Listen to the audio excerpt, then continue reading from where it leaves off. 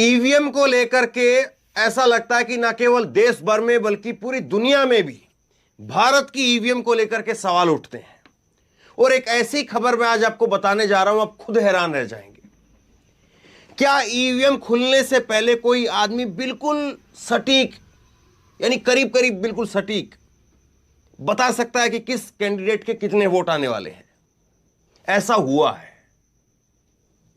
BJP के एक नेता ने ईवीएम मशीन खुलने से 2 दिन पहले ही उसने बता दिया कि किसके कितने वोट आएंगे, बीजेपी के कितने वोट आएंगे और कांग्रेस के कितने वोट आएंगे। ये वीडियो, ये जो स्क्रीनशॉट है वो खूब तैरने लगा।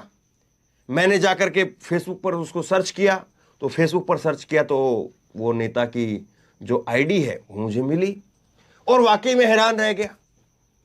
और उसके बाद में मैं गया इलेक्शन कमीशन की वेबसाइट पर, हमारे साथियों ने यहां पर खोजा उसको। तो जब खोजा तो पाया कि जो उसने लिखा है, अस्सलाम वालेकुम वरहमतुल्लाहि वबरकातुहू। अज़ीज़ान मिल्लत इस्लामी, आप तमाम उम्मती को अबू फैसल की तरफ से सलाम अर्ज़ है। घर में बड़ी बड़दानशीन इज़्ज़तदार माँ और बहन को अबू फैसल की तरफ से सलाम अर्ज़ है। बहरहाल अल्लाह से उम्मीद है आप लोग खैरियत से होंगे, अल्लाह की हिफाजत में होंगे।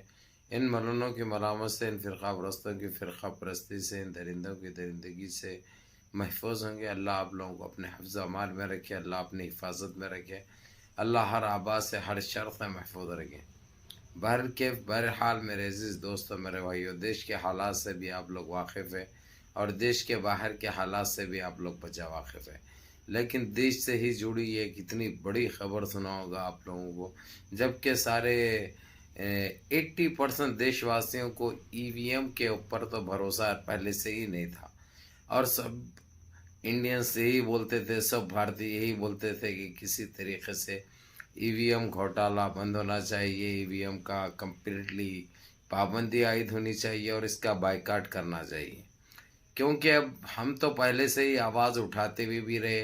हालांकि इससे पहले 3 साल पहले आप पीछे जाइए, देखिए हमने इतनी कोशिश की थी, तकरीबन 22 लाख ऐसे लोग सिग्नेचर करके सुप्रीम कोर्ट तक पहुंचाए थे। लेकिन जब वहाँ पे सुप्रीम कोर्ट के सुप्रीमो सीजीआई चंद्रचूड़ नहीं थे, वही चीफ जस्टिस थे जो बाबरी मस्जिद का गलत फैसला जो दिए थे, तो इसीलिए वो चीज़ वहीं पे पड़ गई, वहीं पे कचरे में चले गई, वहीं ड्राम में चले गई, इसलिए उसके ऊपर कोई सुनवाई नहीं हुई, वो निकाल के फेंक दी गई। लेकिन मेरे अजीज़ दोस्तों, मेरे भाइयों, ये मैं आप लोगों को दोहराऊंगा, बीजेपी का एमपी है, राज्यसभा का एक बहुत बड़ा नेता है, उसने एक वीडियो अपलोड किया था। वो नशे में करा, कौन सी हालत में करा मालूम नहीं, लेकिन उसने बता दिया था 3 दिसंबर को ईवीएम खुलने वाला है, गिनती होने वाली है। ये पता चल गया था तो कि 3 तारीख को है, लेकिन उसने 1 तारीख के दिन ही रात में 1 बजे एक वीडियो बनाया, कुछ 4.5 मिनट की, 4 मिनट 32 सेकंड की, और उसमें कह दिया कि ये इलाके में इतने वोटों से बीजेपी का ये एमएलए जीतेगा, इधर से ये एमएलए जीतेगा। और यकीन मानिए आप लोग, जब इसके एक एक बार जब इसकी वो चेक की गई, तो जिस वक्त ये 3 दिसंबर को जब ईवीएम खुला, तो ये पूरे 100%, 99 भी नहीं, 100% जो है सो ये साबित हो गया। क्योंकि ऐसा लग रहा था कि वो पढ़ के बोल रहा है 1 दिसंबर को, तोता बोले वैसा, जैसा कि ये खुद शामिल था वो काम में, वो नजीज काम में ये खुद शामिल था और हंस हंस के मज़े ले लेके बोल रहा था ये ईवीएम खुलने दो, खुलने के बाद 3 दिसंबर को पता चल जाएगा ये। और उससे सवाल करने वाले उसके अपने थे भाई, उसके अपने थे, सवाल किए और ये जवाब दिया। और वहाँ पे कितने सीट आएंगे ये बता दिया उसने, वहाँ पे कितने आएंगे ये बता दिया उसने, वहाँ पे कितने, छत्तीसगढ़, राजस्थान, मध्य प्रदेश, ये सारी पिक्चर साफ हो गई। अब जो टेलीविजनों पे जो एग्जिट पोल दिखाया गया वो पब्लिक के बीच जाके लिया जाता है, ईवीएम की गड़बड़ी तो एग्जिट पोल मालूम नहीं कर सकती, नहीं बता सकती। और पूरे एग्जिट पोल जितने गोदी मीडिया के भी चैनल हैं, छत्तीसगढ़ में सीधे सीधे वहां पे कांग्रेस की सरकार बताई गई और राजस्थान में कांग्रेस की सरकार बताई गई। ये बात अलग है कि जो है सो ये सीटें ट्रेन के पास भी अच्छे लेके आए थे वो लोग, तकरीबन 70 सीटों के करीब थी बीजेपी, लेकिन जीत कांग्रेस को मिली एग्जिट पोल में।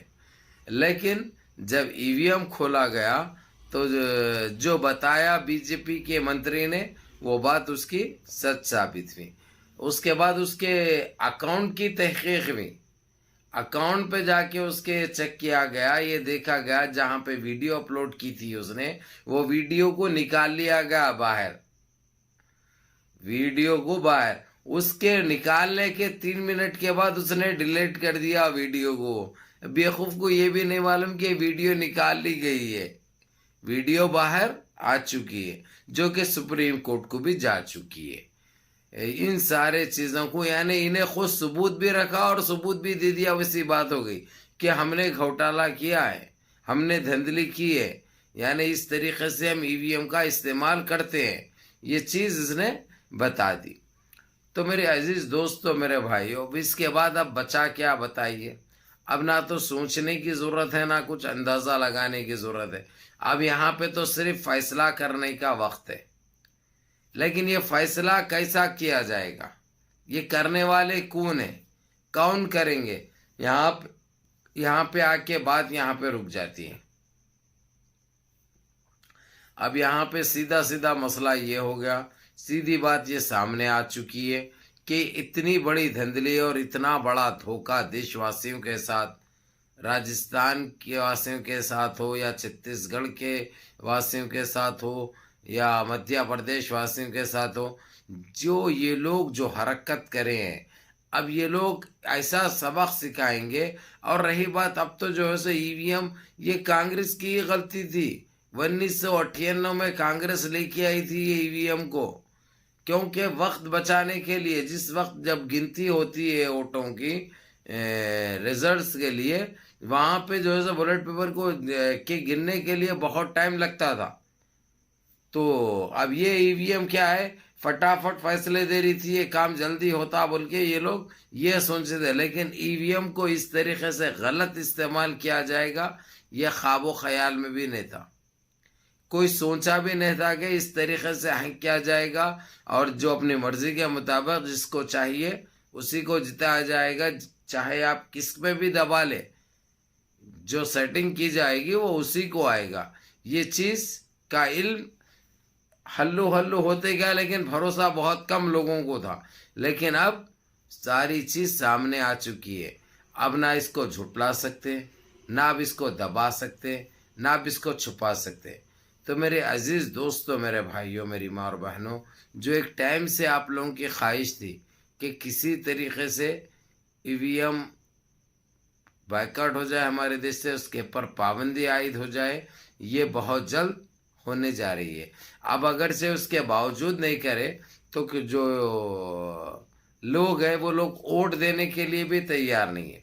अगरचे अब ईवीएम का बायकॉट नहीं किया गया, ईवीएम पे पाबंदी आयद नहीं की गई, तो कम्प्लीटली अवाम ये कह दे रहे हैं कि जो है सो हम वोट किसी को भी नहीं देंगे, कम्प्लीटली वोटिंग का ही बायकॉट कर देंगे। जो अवाम के हाथ में होता वो अवाम करने का फैसला बना चुकी है और करने जा रही है। अब इससे नुकसान किसको होगा, आप लोग बजा जानते हैं और अच्छी तरह जानते हैं। तो इसीलिए यहाँ पे सुप्रीम कोर्ट का काम है। अब ये इससे अच्छा मौका और दूसरी बार आने वाला नहीं है, क्योंकि एक नहीं 3 जगह का देखने में सामने आ चुका है और ये लोग खुद अपने मुंह से इकरार कर चुके हैं, बता चुके हैं। भला नशे में बताओ, लेकिन सच्चाई बता चुके हैं। इसलिए अब कोई चीज़ का इंतज़ार नहीं है, अब सिर्फ फैसला करने का वक्त है, जो कि बेहतर से बेहतर यही होगा जो सुप्रीम कोर्ट और जो देशवासी जो चाह रहे हैं वो ही हो, ये बेहतर रहेगा। अब चाहे गिनती करने के लिए चाहे कितना भी टाइम लगो, ईमानदार ऑफिसरों को बिठाना गिनाना, वही गिनते हैं वो लोग, सही होगा। और ईवीएम को अगर से बोले नहीं ईमानदारी से हम चेक करके वो करेंगे, दोबारा ऐसी हरकत नहीं होगी, ये भी एक धोखा होगा देशवासियों के साथ। तो इसीलिए जो देशवासी चाह रहे हैं उसी तरीके से होना है। सुप्रीम कोर्ट में ये चीज़ बता दी गई है साफ अल्फाजों में। अब इंतज़ार हमको चीफ जस्टिस जो सुप्रीम कोर्ट के सुप्रीमो है, चीफ जस्टिस सीजेआई चंद्रचूड़ साहब क्या फैसला लेते हैं, क्या जजमेंट देते हैं, यह काबिल ज़िक्र बात होगी, जो कि हर हिंदुस्तानी को इस चीज़ का इंतज़ार है, हर भारतीय को इस चीज़ का इंतज़ार है। और यकीन भी है लोगों को कि ईवीएम 1998 में निकला, 2024 में ख़त्म हो जाएगा, यानी तकरीबन 26 साल की इसकी उम्र थी। 25 साल तो ख़त्म हो चुके हैं, 26वें साल में इसके ऊपर पाबंदी आयद होने के बिल्कुल चांसेस है और करीब आ चुका है। और ये मसले को ना दबा सकते हैं ना ये मसला दब सकता है। बहरहाल बहरकैफ मेरे अजीज़ दोस्तों, मेरे भाइयों, मुनज़्ज़म रहिए, मुत्तहिद रहिए, अपनी सफ़ों में इत्तेहाद बरकरार रखिए, नमाज़ों की पाबंदी करिए, माँ बाप की खिदमत करिए, बड़ों के अहकाम पे अमल करिए, और जितना हो सकता है अपने दोस्त अहबाब को भी ये वीडियो भेजिए और ज़रा लाइक करो मेरे भाई। हालात बड़े वो है, समझने की कोशिश करो, कई के लिए बोल रहा हूँ, वीडियो को लाइक करो और अपने अपने दोस्त अहबाब को भेजो। इससे अच्छी और इससे बड़ी खबर और नहीं मिल सकती आप लोगों को। अस्सलामु अलैकुम व रहमतुल्लाह।